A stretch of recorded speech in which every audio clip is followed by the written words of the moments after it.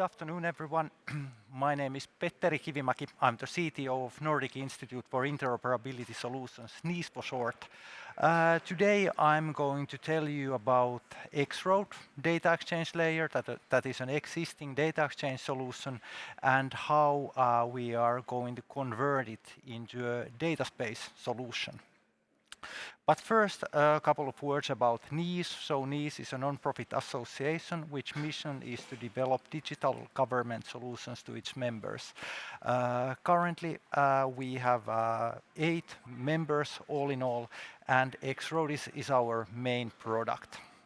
NIS was originally established in 2017 by the governments of Estonia and Finland, and since then, slowly but surely, we have acquired new members, and we have also expanded our activities.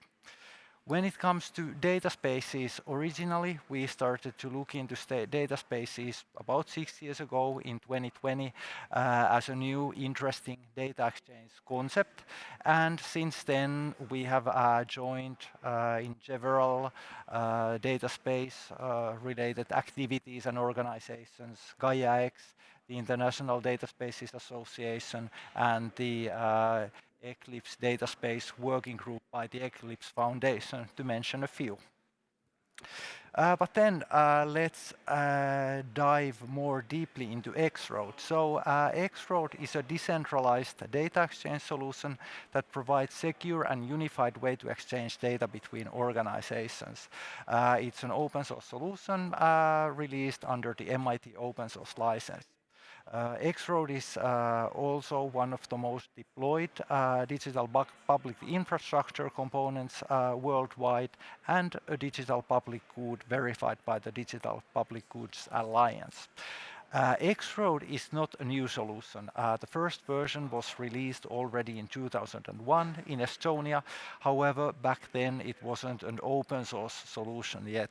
The source code was released under the MIT license in 2015, and since then the use of X-Road has really exploded.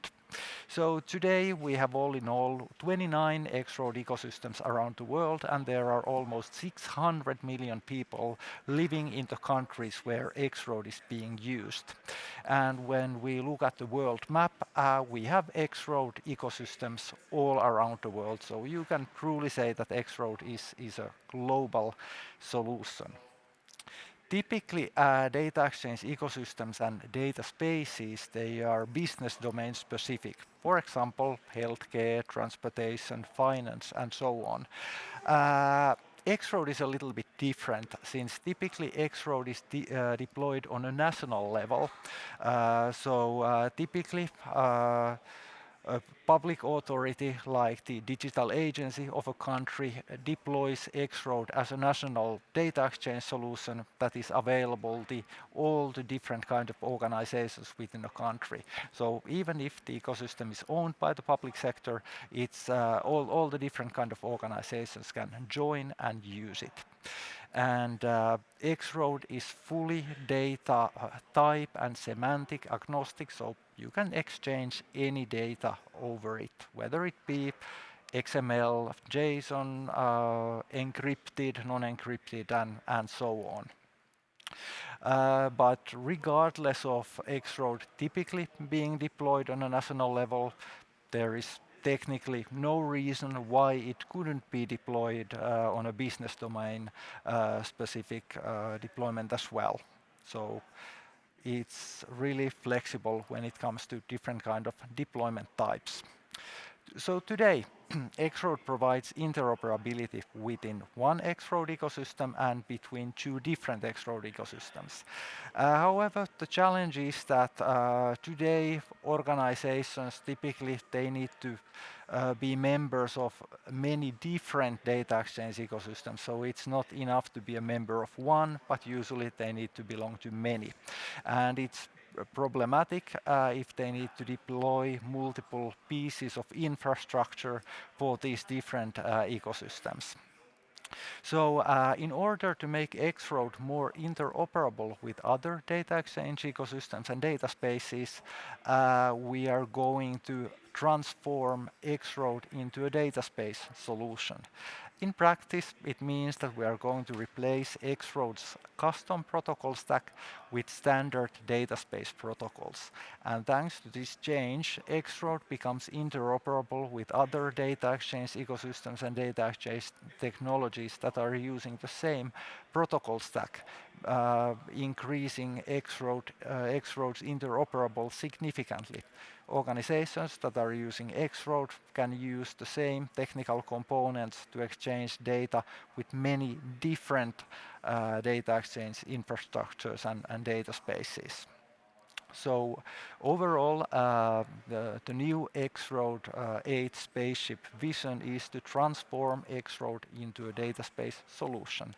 Of course, X-Road has a long history, a lot of legacy in a good sense behind it, so we want to keep all the good that it has and get rid of the bad and the ugly, meaning that we want to keep the proven ecosystem model and security while renew the architecture, make it more modular and using modern technologies.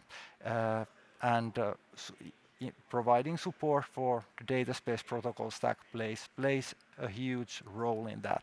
Besides that, we also implement other changes, and we want to be technically interoperable with the Gaia-X trust framework. When I say data space protocol stack, this is roughly what I mean. So basically, the protocol stack consists of 3 layers: trust plane, control plane, and data plane.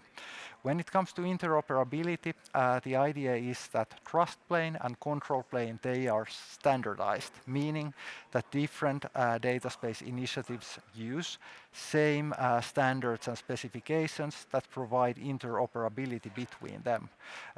In X-Road's case, on the trust plane level, we are going to support decentralized claims protocol, and on the control plane level, the data space protocol. Instead, the data plane level is usually data space specific, and this is the case also with X-Road. So on that layer, we have the X-Road message transport protocol that provides digital signatures, timestamping, and logging of all the messages. And the X-Road data plane level will be connected to the control plane level using the data plane signaling protocol. And this is very important improvement compared to the current model, because this makes the implementation more modular and enables us to implement new alternative data planes later without affecting the overall architecture. Right now, all these layers, they are kind of coupled together, which makes expanding any detail basically very, very complicated. But with this approach, the entire implementation will be a lot more modular, and it's easier to add support for new data planes. When it comes to the timeline, we started the implementation in 2024 with a proof of concept project, and by the end of this year, we should have the first production version available. It may sound like a long time, and well, new data spaces have been kicked off faster, but our main challenge is backwards compatibility because of the big number of the existing X-Road ecosystems. We cannot make changes that are not backwards compatible. Therefore, everything that we do, we must make it in a way that enables our existing users to migrate to the new version without breaking anything. Then a few words about the Eclipse Dataspace Working Group and why we consider it being important to be a member. So NIS is a strategic member of the working group, And the key protocols that we are going to use are under the purview of the working group. And instead of just using the protocols, we also want to take part in the decision making when they are being developed, and of course contribute to the work. And when it comes to implementing the protocols, we definitely don't want to write the protocol implementations by ourselves, but we rather use existing open source components. And in this case, the key components that we are using are coming from the Eclipse Dataspace Components EDC open source project. And also in that case, we don't want to be only a user of the components, but also participate in the steering and hopefully also contribute to the development in the future.